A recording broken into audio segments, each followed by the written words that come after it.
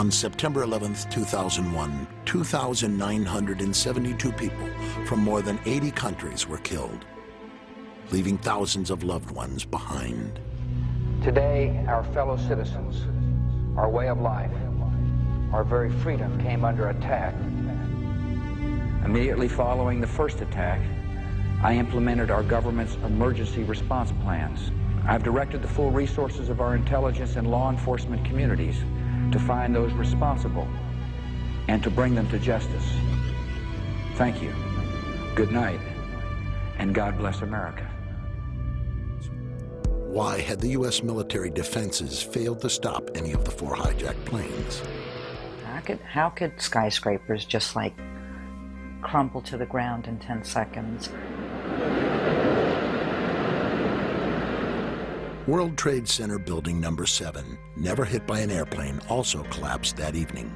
Building 7 ablaze at the moment and apparently getting ready to collapse. The largest structural collapse in world history, the largest loss of life on American soil since the Civil War, and not one governmental or elected official wanted to know why and how this happened.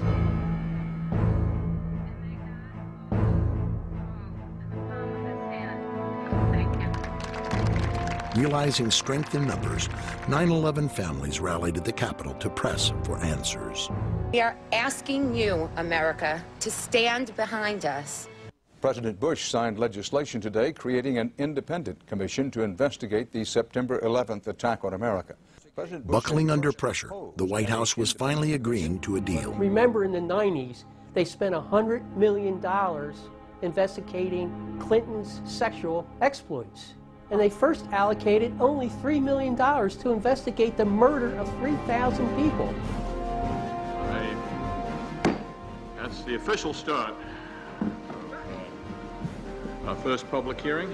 Complete waste of time. It was a bunch of people throwing accolades at each other and asking the same questions one after the other. Skirting around issues, not being defined enough in their questions. It's a stonewall, it's a cover-up.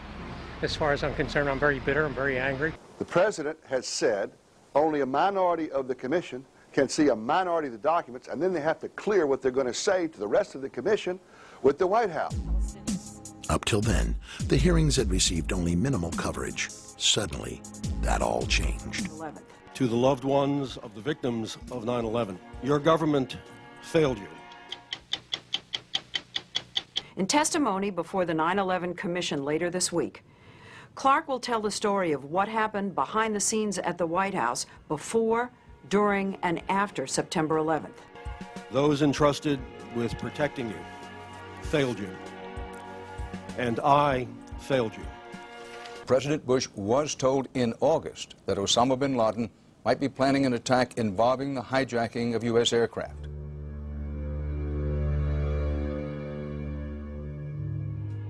The Bush administration will allow National Security Advisor Condoleezza Rice to testify publicly before the 9/11 Commission. To swear or affirm to tell the truth, the whole truth, and nothing but the truth. What the August 6th PDB said, and perhaps I should read it to you. We would be happy to have it declassified in full. I believe the title was Bin Laden Determined to Attack Inside the United States. Did you tell the President at any time prior to August 6th of the existence of al-Qaeda cells in the United States? First, let me just make certain. If you could just answer that question. I really don't remember, Commissioner, whether I discussed this with the President. Just let me move on, if I may. Even the President and Vice President agreed to meet with the Commission. They insisted on meeting together behind closed doors and not under oath.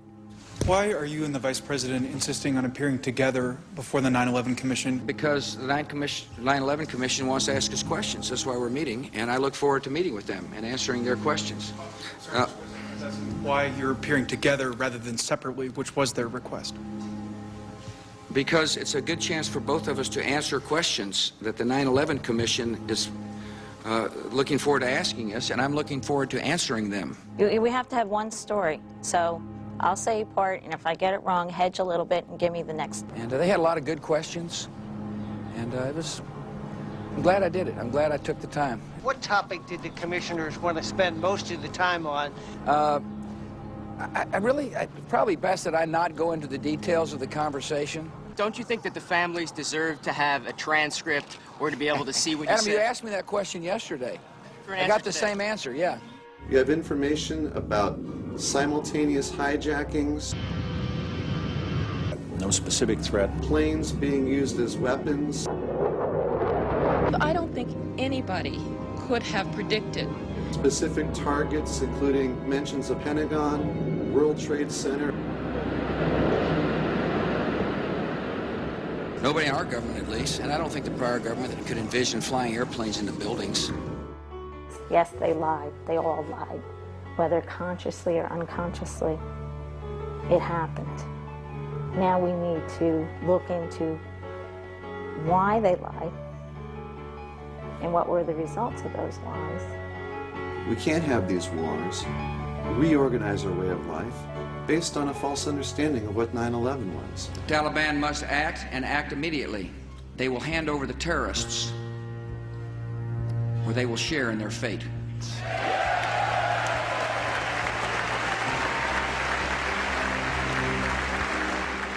Only 2 days after the invasion of Afghanistan, the Times of India reported the FBI discovered credible evidence that $100,000 was wired to alleged hijacker Mohammed Atta by 9/11 paymaster Omar Saeed Sheikh on the orders of the ISI director, Lieutenant General Mahmoud Ahmed. Pakistan is one part in a very complicated story. But the question to me is, who else was involved with al-Qaeda? Several top news sources had all reported that the Pakistani ISI director had actually been in Washington for a rare visit during the week of September 11th. Was al-Qaeda used as a tool? Just as in the 1980s, the Mujahideen were basically used by the U.S. government. I'm so pissed off at the American people. I'm so pissed off at this government because of this cover-up. Timothy J. Coughlin. Anne-Marie Kramer. Christopher Seaton Kramer. And my big brother, Wade Brian Green. We miss you, we love you, and you are always in our hearts.